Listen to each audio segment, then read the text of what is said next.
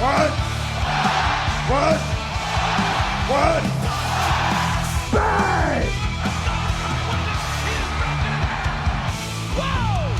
Pro Wrestling Podcast. Just when they think they got the answers, I change the question. Rep through rep. Yeah. Woo!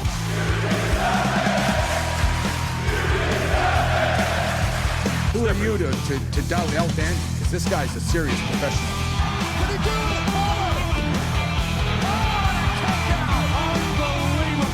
Too hot to handle and too cold to hold.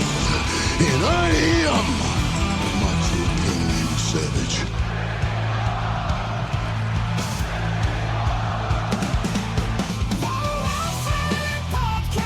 Shut your mouth, you thong-wearing fatty. I said WWE stands for... It's me, Austin. I will never retire. Promotional consideration paid for by the following.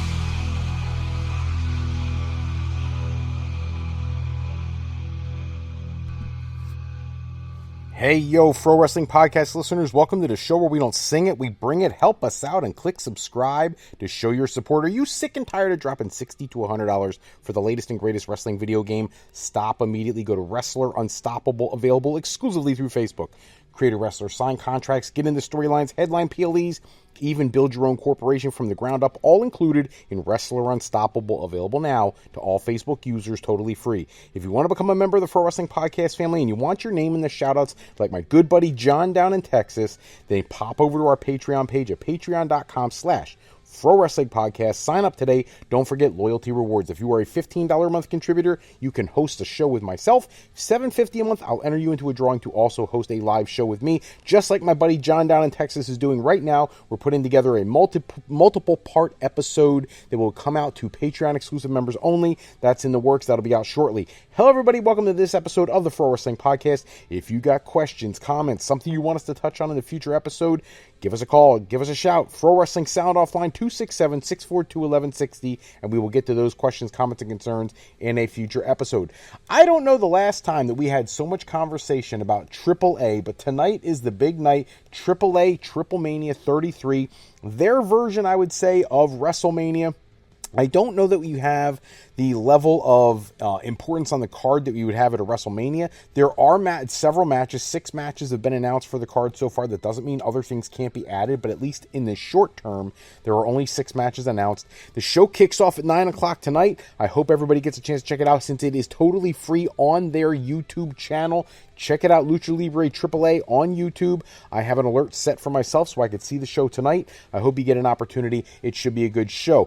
To this episode, we're going to run down every match on the card. We're going to talk about our reactions to Smackdown. We're going to get into the results from TNA Rebellion that took place a little earlier this evening and go from there. So let's jump right into the conversation about TripleMania since that is the most pressing issue. First off, one of the things I don't understand completely is the Bradall Cup, which is a timed entry, multiple elimination style match. They have announced absolutely nobody in terms of who the participants are going to be in this match. So the Bradall Cup, who knows who's going to be in it? I suspect WWE is going to put some main roster stars into that match, as well as many of the AAA talents that are not already booked for the main show.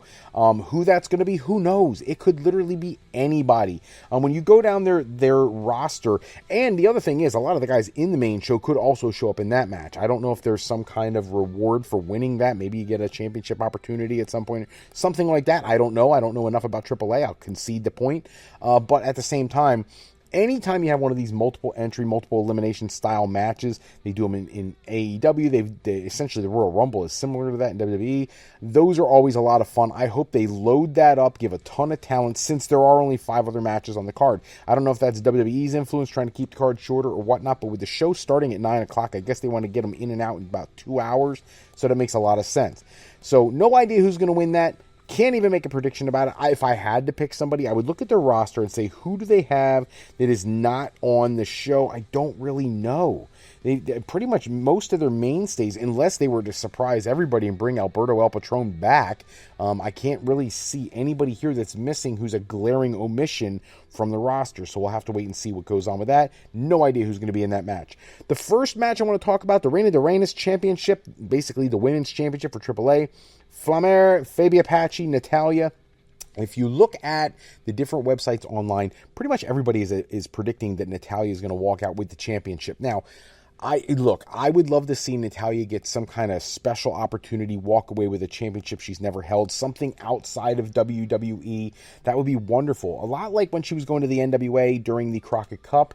That would be wonderful. But the reality is, they didn't give her that championship. I don't know that they're going to give her this one unless WWE is really trying to go over the top with putting their own talents over in AAA, which then is going to do exactly what everybody was afraid of. Too much WWE influence in AAA, and that would be a problem. So I don't like that idea. However, what I do like is if she does not win, it really puts a AAA talent into great prime position to later on come to WWE and contribute in a bigger way. I think the champion Flamer should retain the championship here. If I was booking this, I would have her retain. But if you look at all the sites, everybody's predicting Natalya walks out with this. Look, there's a lot of experts out there. I'm going with them, even though I don't think it's the right move. I'm going with Natalya walking out as the new Reina de Reinas champion. The next match for the AAA Latin American Championship, El Macias is taking on El Hijo de Dr. Wagner Jr. I think El Macias retains here for one simple reason. He just eliminated Alberto El Patron from the promotion. He just did that match where he basically forced him out. I think that is all that you need to justify why El Macias should go over here. Macias is somebody who I always thought should have come to WWE, would have had great feuds with people like Kane and stuff like that. Went to TNA and had great stuff with Abyss. I really would have loved to have seen him in a WWE ring. At this point, a lot older, later in his career. I don't know that we'll ever see that, but I do think that with the win over Patron recently, that will get him the win here. Los Garzas defending the AAA World Tag Team Championship against Pagano and Psycho Clown. I see all the sites predicting the Garzas retain. I am going against the grain here. Pagano and Psycho Clown are perfect to take those belts away from them. I think right here we see a championship change, AAA World Tag Team Championship going to Pagano and Psycho Clown. If you've never seen them work, check out some more content on the AAA website. They're a phenomenal team. Great talents, and I'm always blown away by how they perform in the types of masks that these great luchadors are using these days that are far and above better than anything they've seen before. In a mixed trios match, Judgment Day, Finn Balor, JD McDonough, and Raquel Rodriguez with Roxanne Perez at ringside are going to take on Mr. Iguana, Nino Hamburguesa, and Lola Vice.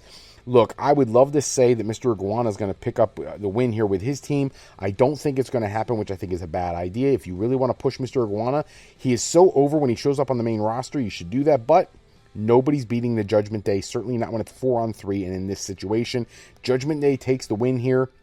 And that leads us into the main event. El Hijo de Vikingo defending the AAA Mega Championship against Dominic Mysterio, Dragon Lee, and El Grande Americano. I hate the match. 3 WWE main roster stars versus a AAA star. Anybody but El Hijo de Vikingo winning is an insult to AAA, in my opinion, unless Dominic Mysterio would have lost the Intercontinental Championship at SummerSlam. Then it would have made a lot of sense because you could have put the Mega Championship on him, built that championship up on main roster WWE television, and used him to help get over both promotions. Instead, he retained the Intercontinental Championship there, so that's why I have trouble here. Are you going to have Vikingo defeat the Intercontinental Champion? Wouldn't that make him next in line for an Intercontinental Championship match?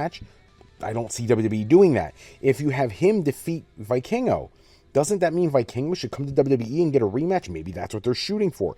I don't see any chance for Dragon Lee or El Grande Americano to win this. They're in there just as filler. So it really comes down to Vikingo and Mysterio. Everybody predicting Mysterio, 55% saying Mysterio.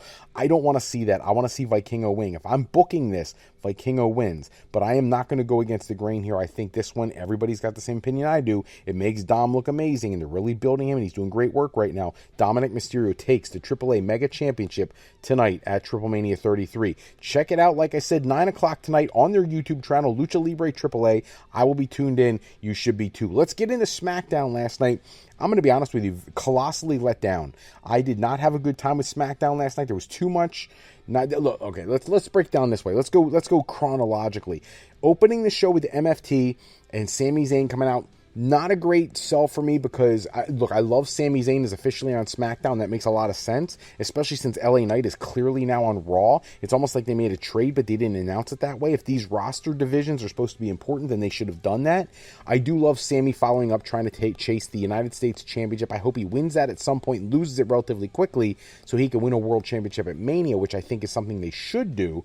But in the meantime, I didn't love the fact that he got in the ring one-on-one with Solo and then set himself up to be jumped by the other guys, obviously leading to the other two coming out, Jimmy Uso and Jacob Fatu. I thought that was, it's way too predictable.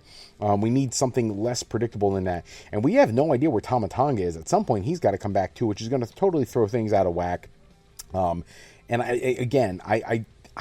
okay with the angle of Sami, but I'm not okay with the way they did this. It makes Sami look foolish running into the ring and having this whole throwdown 4-on-1. It's absolutely ridiculous. The Alexa Bliss, Charlotte Flair, Piper Niven, Chelsea Green, Alba Fire, all that nonsense. Look, I have no problem with Alexa Bliss picking up a win. I think nobody would be surprised that she does that in this match.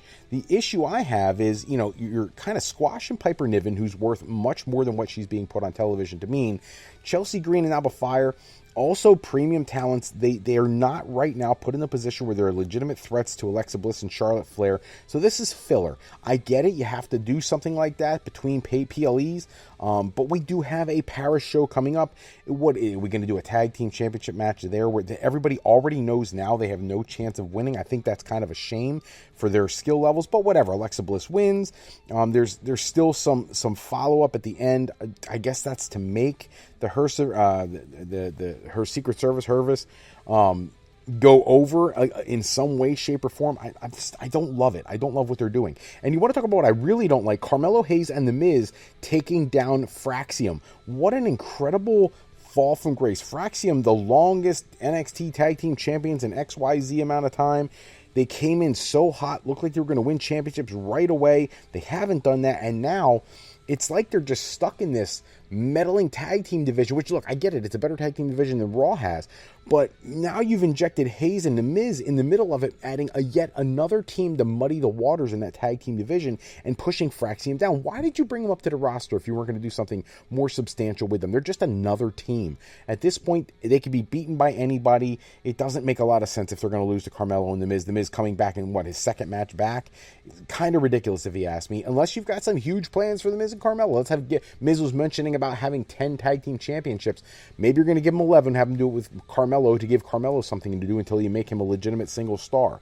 They have the conversation with Drew McIntyre. It's fine. It builds the feud with Cody, but we needed to see Cody on the show. They act like every time somebody gets jumped, they're just gone for weeks. If that's the case, Cody couldn't be world champion. He's got to be tougher than that. He took one Claymore.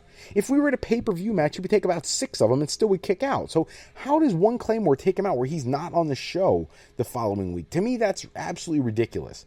Cody should have been on the show, build the feud, really get people talking, and that didn't happen. A little bit frustrating. No John Cena, no Brock Lesnar, no Cody Rhodes. This show needed more star power. You have the Street Profits and DIY. Again, we've been seeing this for so many months. I don't even want to count them, going all the way back to like January, February, we've had this going on.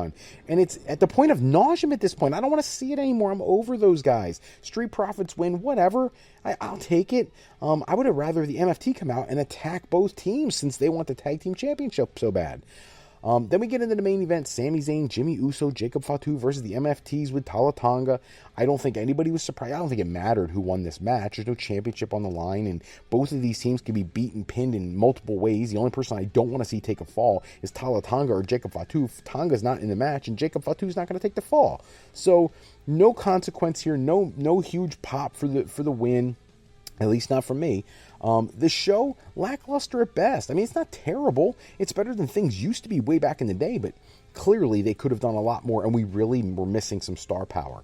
And the last thing I want to get into tonight before we wrap it up, TNA Rebellion took place today. Indy Hartwell defeated Rosemary, and the hometown man, Cody Deaner, defeated Ryan Nemeth in the pre-show. I don't know why you're conquering Ryan Nemeth. Or he's been involved with stuff with his brother so much. I feel like you need to book him a little stronger. Now he's kind of like he's the guy who just takes the pins everywhere. Not a big fan of that. You get to the main card. Leon Slater retained the X Division Championship over Cedric Alexander. I'm still surprised he didn't go to AEW to join the Hurt Syndicate. Matt Cardona defeated Mustafa Ali. Fine with that. The Indie God probably should be booked super strong, though I know Mustafa Ali could do a whole lot more than they're letting him do even. I would not have a problem with him being in the World Championship picture. First Class, AJ Francis and Rich Swann defeated The System, Brian Myers and Eddie Edwards, with Alicia Edwards at ringside. Clean pin, no shock and surprise there. Mike Santana, now this one actually stung a little bit. Mike Santana defeated Sami Callihan by pinfall, and because Callihan lost, he is retiring from in-ring competition. Probably a shoot, probably not a work. The guy has been through it. He has done everything from death matches to TNA and all points in between, and if this really is him hanging up the boots, best of luck to him in the future. I know he has a lot that he can bring to the business in a mentor role, in a agent role, so I have to see where that takes him, but for now, he is saying goodbye to in-ring competition. The Elegance brand, Heather and Ash, retaining the Women's Knockouts Tag Team Championship.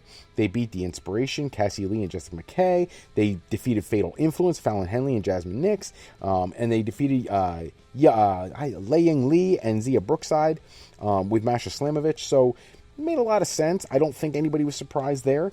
Steve Macklin retained the International Championship over Jake Something. Again, a match, no big surprises here. The Hardys retained their Tag Team Championship over the Rascals, Zachary Wentz and Myron Reed. I don't think that's a surprise either, since they've got the big match coming up at Slammiversary with the Dudleys. And the one that really kind of burns my bridges a little bit, Trick Williams retaining the TNA World Championship over Moose by pinfall. At some point, we got to get that belt off of Trick. I get it. It made a lot of sense why you put it on him early, but at this point, he's had it for a significant amount of time. It's time to move on from Trick Williams as TNA champion and get him back into NXT. He's been doing all this TNA stuff for quite a long time. It is time to move forward, bring him back to WWE, maybe bring him to the main roster, do something, maybe have him go ahead and rerun that feud back with Obafemi, whatever. But I'm kind of over him as TNA champion. I'm ready for a TNA superstar to carry that belt, specifically Mike Santana if I had my druthers. That's all the time we have for this episode. Check back with us next episode where we run down the latest wrestling news and rumors. Special thanks as always out to Suno AI for creating the music and sound effects I use in the show. Today's show is sponsored in part by Beazle Games. Bring a new friend to family game night. It's easy with Sketchy people. Showcase your artistic side in this game from Beazle Games by going to thegamecrafter.com and picking up your copy today. If you're looking for your next career move, you're considering college, university life, maybe you just need some formal training for your next career decision, go to our website at frolifeplanning.com for all your higher education needs, as Fro Life Educational Planning is for today, for tomorrow, and for life with Fro Life. I'm Fred Froelich, better known as Dr. Fro. I want to thank you for taking a few moments with us today. Until next time, take care, everybody. Have a great night.